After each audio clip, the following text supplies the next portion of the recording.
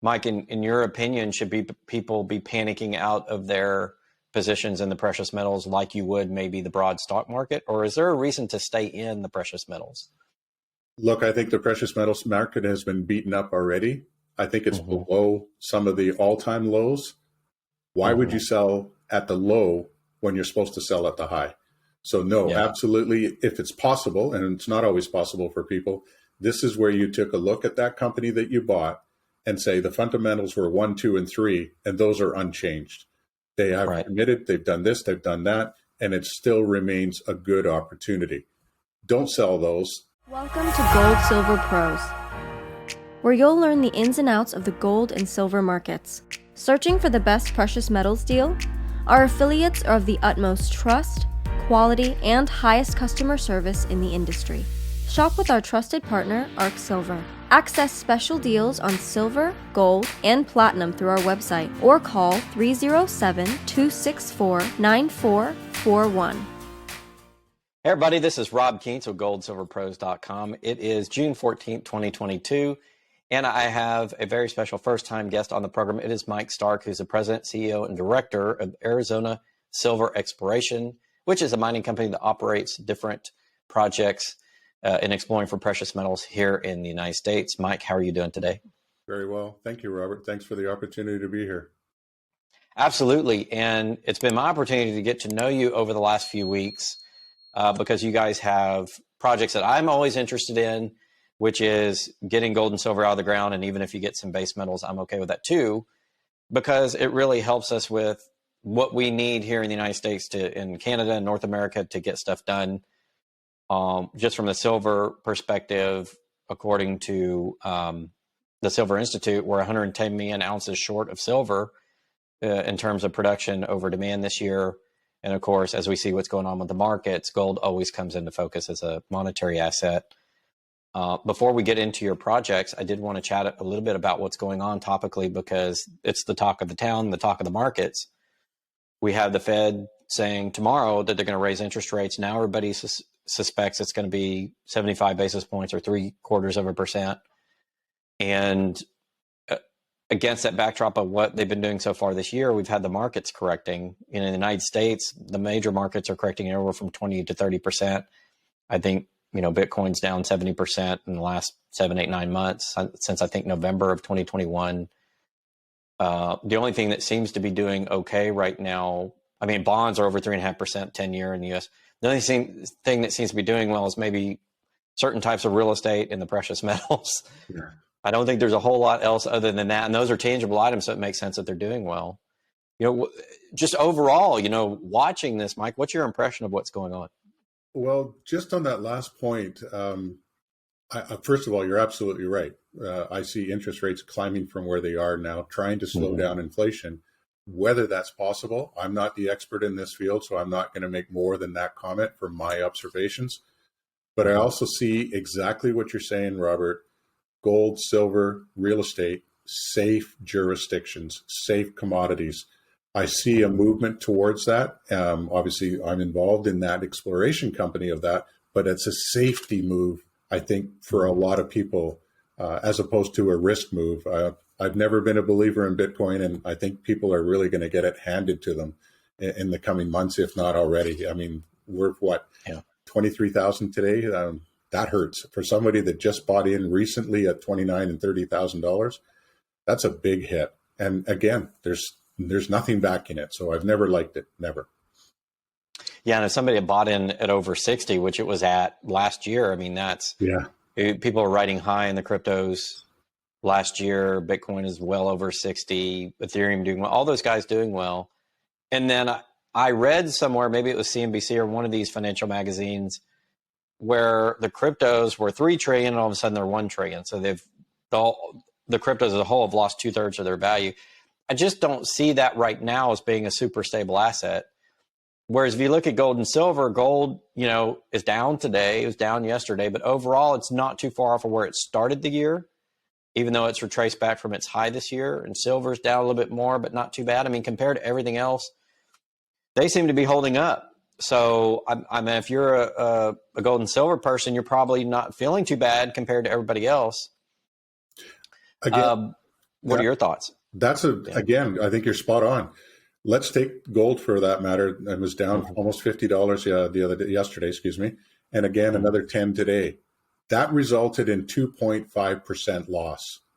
Yeah. You factor that into Bitcoin from even as much as 28,000 down to 23, there's a major pullback. And again, there's nothing supporting it. I wouldn't be surprised to see it go even much lower. I won't put numbers because I'm not a guesser, but that to me is where this is going. It's going to go lower. People are losing faith in it and turning to historical strengths, which is gold, silver, trusted base metals. It's been there for years, proven for years. And I absolutely agree with you. That's where I think it's going to go. Yeah. If the Fed announces a 0.75% rate hike tomorrow, I can anticipate that some people will say the market's pricing it in. I anticipate more panic on the financial news shows. Mike, in your opinion, should people be panicking out of their positions in the precious metals like you would maybe the broad stock market? Or is there a reason to stay in the precious metals? Look, I think the precious metals market has been beaten up already. I think it's below some of the all-time lows. Why would you sell at the low when you're supposed to sell at the high? So no, absolutely. If it's possible, and it's not always possible for people, this is where you took a look at that company that you bought and say the fundamentals were 1, 2, and 3, and those are unchanged. They have committed, they've done this, they've done that, and it still remains a good opportunity. Don't sell those. The ones that are giving you that, we're drilling next month, possibly, we're going to possibly get, well, that you might be a company you want to look at, but I'm not singling anybody out. If that's not giving you confidence, maybe that one, but don't sell precious metals at this point. I firmly believe this is well below what the value of this commodity is going to be in the future.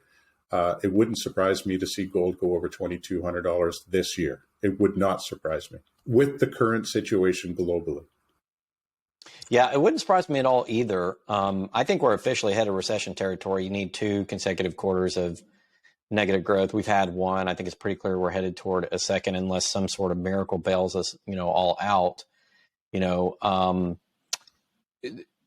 Turning to the mining stock equities, like you said, they've been beat up. And the way I look at this is, you want to buy low and sell high. You're at a low point.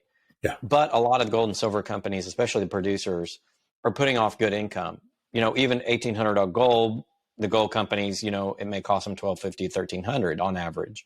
So you're still making money on every ounce. Even silver, maybe a little bit closer, but the latest research I did shows that the cost around the world of mining silver is about somewhere $1,750, $1,850. So you still got room there.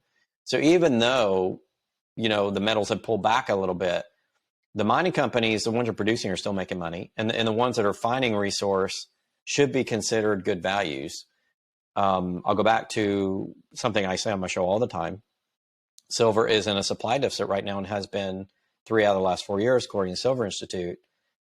And it's being taken off of the COMEX. So the industrial size 1,000-ounce bar stores of silver on one of the biggest markets in the world is coming off. Millions and millions of ounces. I think over 90 million ounces in the last year have come completely out of the liquid inventory. So where else are we going to get the gold and the silver, Mike, if the exchanges don't have it anymore, and we're in a supply deficit, and there's going to be demand for silver no matter what,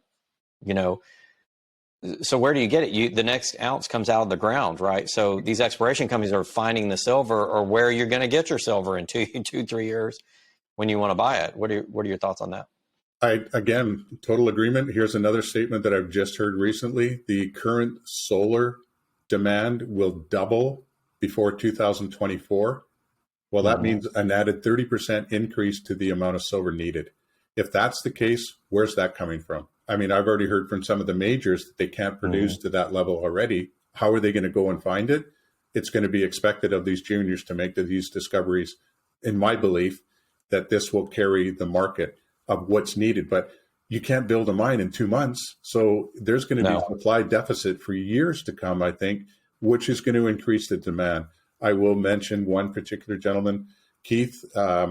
He's basically spelt it out to everybody. Like, he's no longer under obligations to fulfill contracts that were presently dealt 2-3 years ago. He's forming new contracts. He said, I'm not signing the deal at whatever number it is. until I get a number that I'm happy with.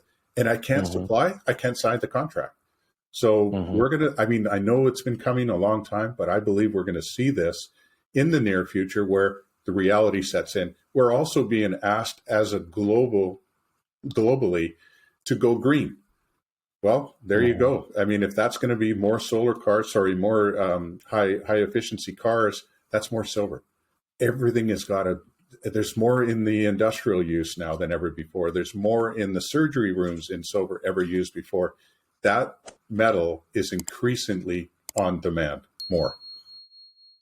Yeah, I agree with you. And given the central, turning to gold here for a second, given the central banks being net buyers the last 10 years, and given the financial issues, I just have this feeling, Mike, that people are going to turn back to gold at the central bank level.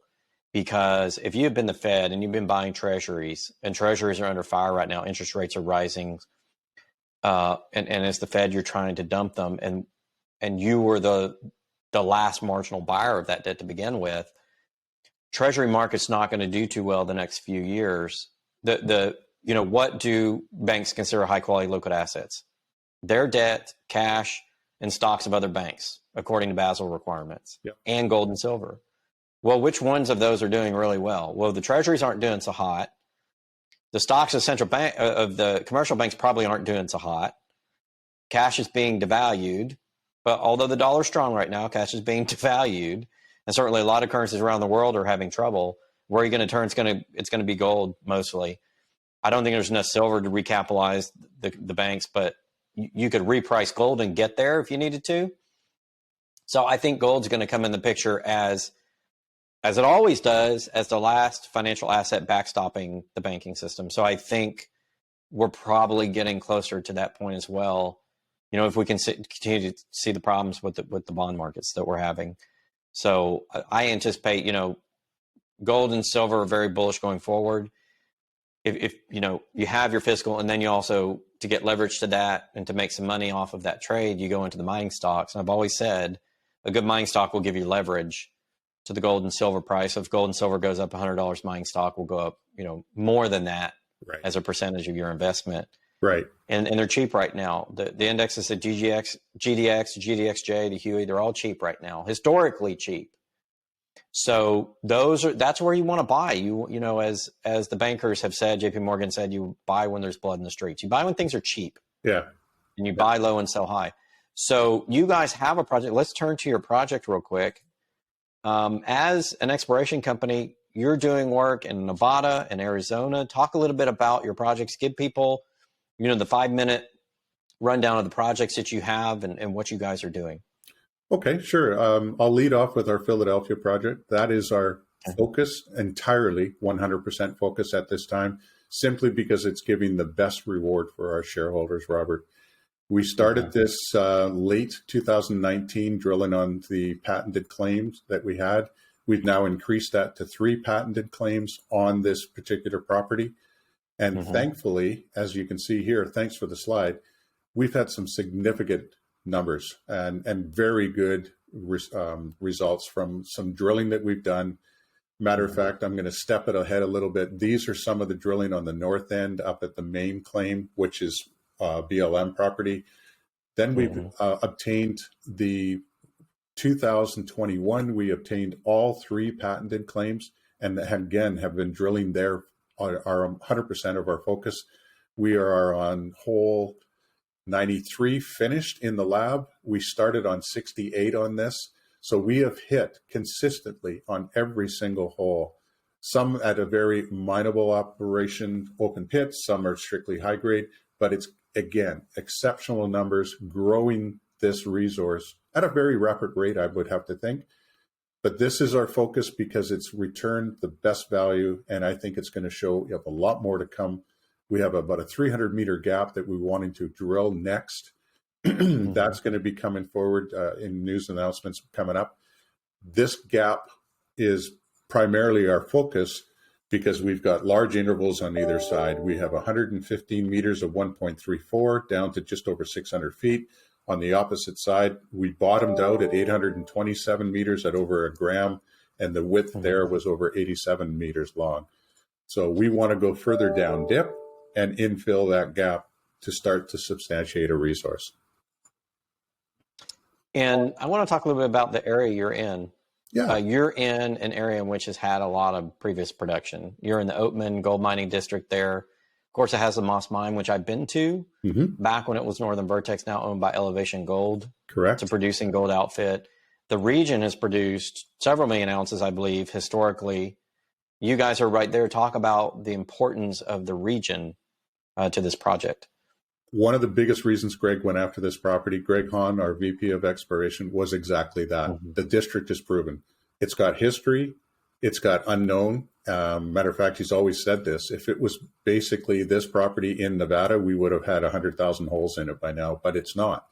However, we've gone into an area that I believe we have that next outcropping of gold resource where if you follow the trends, thank you, if you look along this mountain trend, it is just literally following up the hill. So we had the 𝙂𝙂𝙇 district originally back at 1.5 million ounces, excuse me. And then the Gold Road came along on a very small, high-grade vein, 6 feet wide, 1,000 feet down, 1,100 feet down, I think it is now. They are under care and maintenance at this point because they're so far down. The grades are good, but the haul up from that 1,100 foot is what's killing them. Then, as you mentioned, the Moss Mine originally came along, a low-grade area, but sufficiently operating now and opened up a beautiful mine. They're tweaking this at all times, trying to get a better return. And then along comes the Philadelphia project, which is 6 miles away from the Gold Road, 10 miles away from Gold Road, 6 miles away from Northern Vertex, now Elevation, as you mentioned. So the district is hot. The location is good. Other than being a little warm in the summer, like 120 degrees, 125 degrees Celsius, that's a little warm, but we're certainly in a very proven district, very proven. So what work have you guys done on this project so far, and what are you finding to date? We are finding two things. First of all, we're strictly exploration, and we will not develop this. Our intent from day one has to build the resource and hand it off to a mid-tier or a major, or neighbors, if that be the case, providing it could be paid for. But our whole focus here is for shareholders. We will build this resource and then turn it over. The likelihood in the near future is that we'll start infilling this gap and give the awareness that this is going to be a nice sizable deposit. 1 to 2 million ounces is not out of our realm, and that's an open topic about me talking, not a certified geologist or anything like that.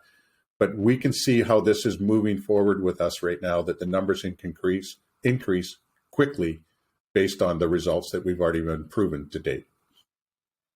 Yeah, great.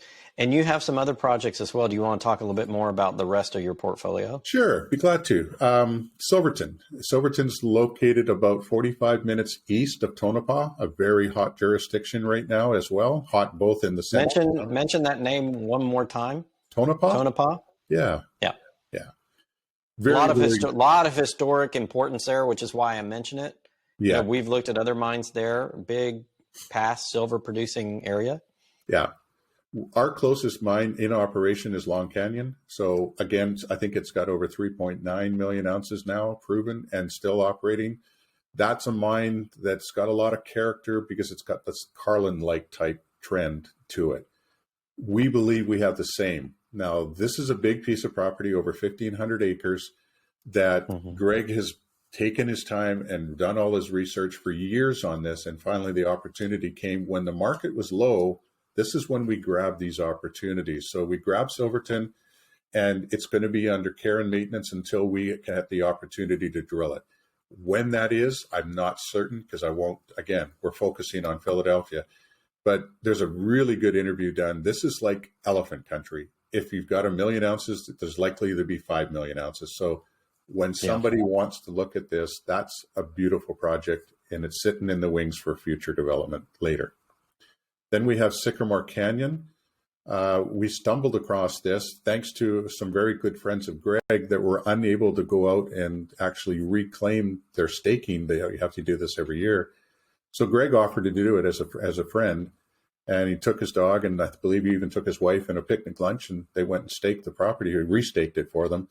But in doing so, he came across these outcrops, and he was like, guys, what are you doing with this property? And well, we thought we could raise money. We thought we could do this. We thought we could do that. And Greg's like, if I can offer you that opportunity, can we maybe earn in some ownership here?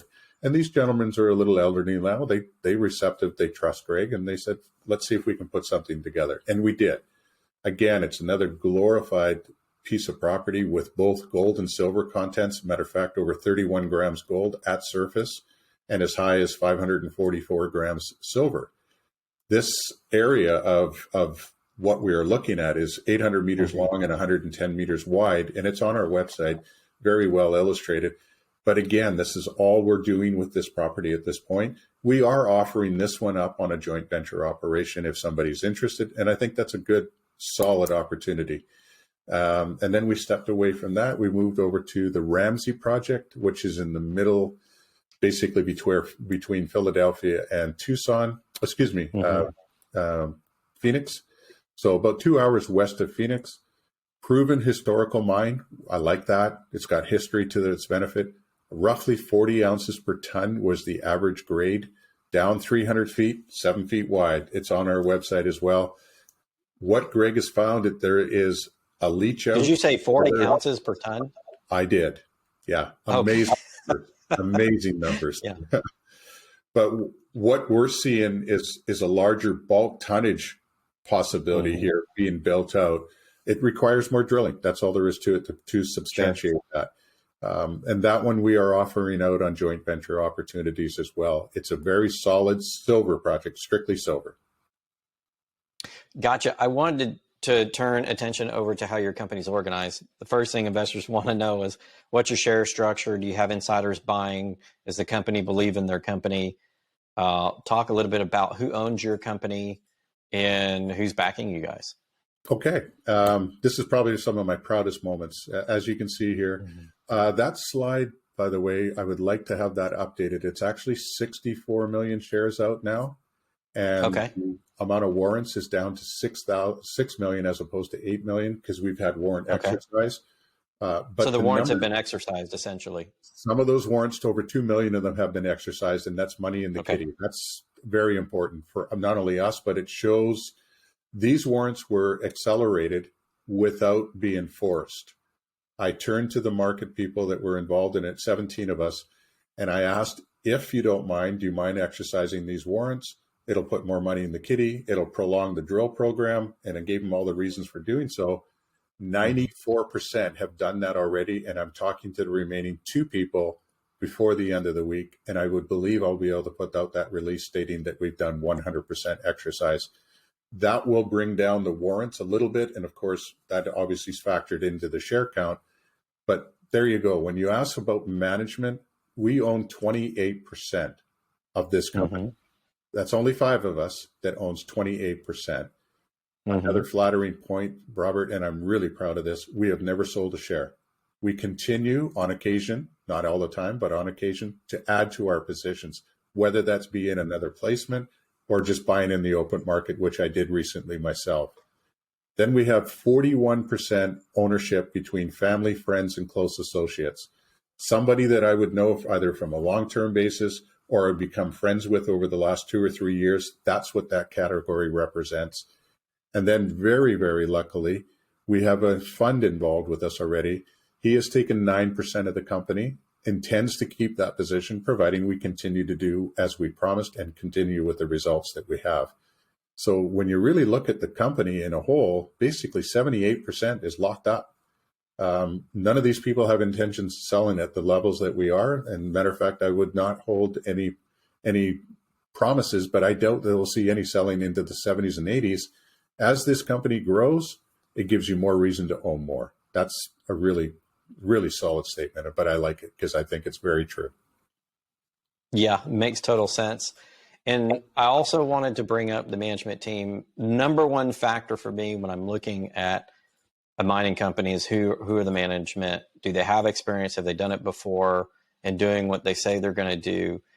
Because at the end of the day, you can have a great project, but with the wrong management, maybe that project doesn't come to fruition. Whether you said it's like developing it or it's giving it to another company, drilling it out, developing the project, the resources, giving it to another company, whatever your model is, you need people who understand and have done that before, and you have a pretty good team. Talk a little bit about that team here. Be glad to. And our lead on the exploration says no more. It's Greg Hahn, 43 years in the business, built, developed 3 mines in his lifetime. Of course, that was all working for other companies. And that's when we came together a long, long time ago, back early 2016, where he said, let's maybe do it for ourselves this time. And that's how we got involved. So in a quick nutshell, Greg is definitely one of the most experienced, honest, trustworthy people I have ever had the pleasure working with. And I can't say that enough. In this industry, it's tough. But when you have somebody with his experience and his leadership and his ability, it makes life a lot easier from day to day. And especially, again, every hole that we have drilled on this patented property, every single hole is hit. That's a flattering statement. And that's not something that I'm sure he would be happy with me saying, because there's going to be a miss one of these days. And like you said, when I miss, I know not to drill there. But it doesn't get any simpler than that. Let's go down. Mark Segnal, who's not mentioned on here, he's not a director, but he is our field geologist, has proven to me now over the last couple of years, man, does he have a handle on this. And he is really accelerating out there. It's really warm now. It's over 30, 35 degrees down in the Philadelphia property. And Mark's out there day in and day out. He is just no slouch. He just keeps going, and he loves what he's doing because he too wants to put a discovery to his name. And that's what geologist is all about. So again, very happy with him. Then I have Brady Stiles. He is probably one of the largest entrepreneurs I've ever met. Very solid individual. He's locked up about 16, 17% of this company and has no intention of selling, wants to see it through. An absolute delight to work with. Then we have Gene Spearing, another geologist, full-fledged, world-known as well. Matter of fact, he's been a very close friend of Yale Simpson, who is my next lead, who has become an advisor with us. And Yale is an advisor with an impeccable record. The 2 companies that he worked and represented before was Extory and Exeter, both sold to majors.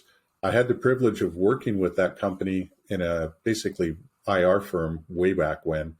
And I saw good leadership, but I also saw good management. I saw good geology. So I was very delighted when Yale said they'd like to come on board and give you a hand. So again, that rounds off everybody. I do have, one other member is David Vincent. David is located in Dubai, so it's a little tougher with 12-hour difference. But David was very influential in bringing some investment people to us in the early stages. And again, I never sold a share, continues to add to his position. So delighted to have him on board as well. Can you give us an idea, and I know it's a little bit early, but in general, a timeline for when investors should expect, or maybe easier, what's your goal for this year? Maybe the easier question to answer, just so people kind of know what kind of news flow you guys are going to have going forward. Sure. Well, the answer, first of all, is we have 3 holes in the lab. I'm expecting hole 91 at any time. That could be tomorrow. That could be next week. Then we have 92, which is approximately a month out now. It's been in the lab now for a bit. And then 93 would follow that. We do have other information coming forward now that we've been working on for a considerable time frame now, but we're getting it all finalized, and we're starting to be able to say, okay, we can evolve on this. We can put out this. So there's a lot of news flow, I would say, easily for the next 6 months on this company. And then as we drill, we'll create more news flow on top of that. Now, drilling at this point, we've got a plan of arrangements that we are looking at for the next 15 RC holes, and that will be shown in the time frame ahead. In the early, I would maybe as much as early next week, we'll be able to give that time frame going forward. Okay, awesome. Anything else, Mike, that you wanted to share with the audience about Arizona that we haven't talked about? No, I think the touch on that, Robert, is one of the biggest is when I'm looking for a company, does management have skin in the game? Well, that ticks that box. Yes, we do. Does management have experience in this field? And there's nobody better than Greg out there. Yes, that ticks that box. What's management's intent? Are they going to build a mine? Well, that's going to be another 7 years from whenever that resource is going to be distributed as a size. That is not our intention. So I'm happier looking for the shorter time frame of that, not the longer time frame. But that still could be another year or more. It depends on how results come. So those are the things that are important to me. And let's have a look at the share price. Where has it been? Where do you think the potential is? In our case, we were very flattered. It moved up very quickly. Matter of fact, I think it was overbought, which why it pulled back a little bit. And then the market slowed down, as we're all aware. So my honest view, this is a very good buying opportunity with a company that's putting their money in the ground, not in a lifestyle. And I like that especially. Okay. This has been Mike with Arizona Silver Exploration. You can trade them on the Toronto Stock Exchange Venture under symbol AZS. And they're also located in the U.S. on the OTCQB, AZASF. Mike, thanks so much for stopping by and sharing information about your company. And we'd love to have you back on as you guys progress through your drilling and your exploration program and give some updates to our audience. I really appreciate the time as well, Robert. Thank you very much.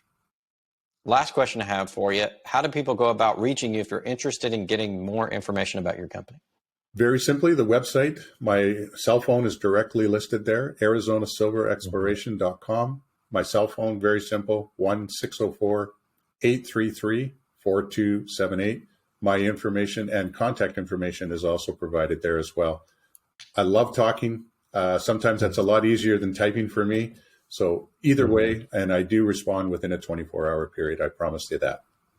All right, fantastic. Thank you so much, Mike, for joining the program. We appreciate having you on. Thank you.